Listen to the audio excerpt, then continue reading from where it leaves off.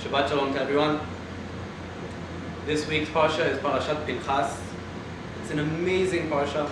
There's many fascinating things to talk about. There's the end of last week's Parsha comes into the beginning of this week's Parsha. There's all kinds of different amazing and interesting, fascinating commandments.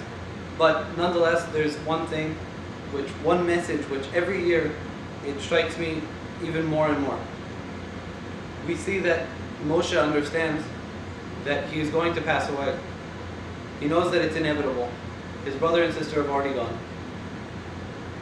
He also sees that the daughters of Tzlofchad, the daughters of one man who did not have any sons, came to ask about their inheritance. It got Moshe thinking, what about the inheritance of the leadership of the Jewish people? Where is my responsibility? What do great people think about right before they're going to pass? Right before they know that it's inevitable that they'll not be here any longer?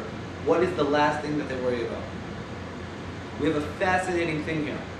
The Parsha says in chapter 27, verse 16, verse 15, it says like this, "Vaydaber Moshe el Adonai lemor."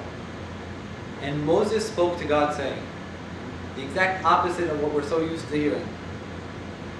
And he says something fascinating. He says to God, a request, "Yifkod Adonai Elohei ruchot lechol basar ish al ha'eda."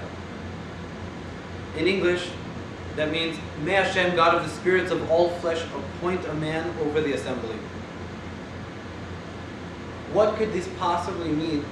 Why is it that Moses, could possibly come to God and he could call him by his great wisdom, his omnipresence, his omnipotence, his omniscience? He can call him by all kinds of different names. Nonetheless, what does he choose to call him? He chooses to call him the God of spirits of all flesh. The Medrash, the rabbis, our sages, they ask this exact question. And they answer a fascinating answer. It says like this, what is about God that he knows each and every spirit of each and every individual? The same way that God doesn't just know all things. He doesn't just see all things. He doesn't just judge all things. But he considers every individual. The same thing is what a leader has to have. This is the quality of a leader according to Moshe. This is his request.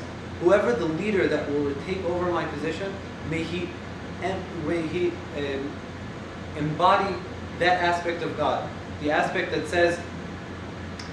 that allows him to see each and every man for who he is, each individual for what his needs are.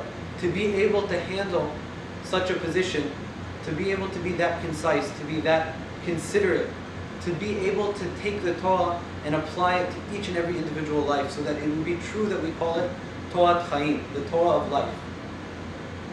We know that when 600,000 people, 600,000 Jews come together, the blessing which we say, as it stated in Masechet Brachot, in the tractate of the benedictions, it says there, when one sees 600,000 Jews together, he says, "Baruch atah Hashem Elokeinu melech haolam, chacham alazim."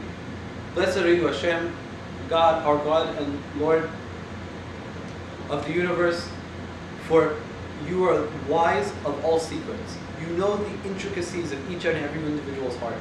You're able to completely understand each and every individual for what his needs are. So too is the leader of the Jewish people. We're a unit. We make up a people. We're a machine of what at least has the potential to be a spiritual powerhouse. But we need to always have the leadership. We need to have the one who sees exactly which piece of the puzzle goes in which place, which piece of the clock goes where, to make everything turn properly, to help each and every individual to reach his own personal satisfaction, so that we can all reach a satisfaction, a unified satisfaction. This is exactly why Rashi brings this specific Midrash Tanchuma, this rabbinical exegesis on this specific verse. This is the true meaning, the thing that you have to understand. How does Moshe continue? What does he say? He says, ואשר יביאם ולא תהיה עדת אדוני כצאן אשר אין להם מרעה. It says like this: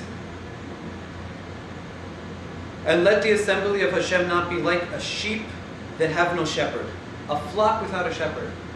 If we don't have somebody with the immense Torah knowledge, the immense understanding of the intricacies of creation, as the Rambam, Maimonides, calls the sages, or the learned people, he calls them the Wolfei Nishamot, what we call psychologists, but the real kind. The person who can truly see into the souls of people through the understanding, through spiritual integrity, through piety, and through humility, can help each and every individual get to where he needs to go, can help us as a function, not as an individual sheep, but also as a flock. May we all be able to do that. May we always have leaders. May we always know how to respect, honor, and go after those leaders who are able to unify us. The greatest thing that the Jewish people can have is unity. So with that, I hope that we all have the merit to truly receive proper tutelage, proper leadership, and may we all be humble enough to accept it, so that we can all come to fulfill ourselves as individuals, that we can all come to fulfill the purpose of the Jewish people all together. Shabbat Shalom to everyone.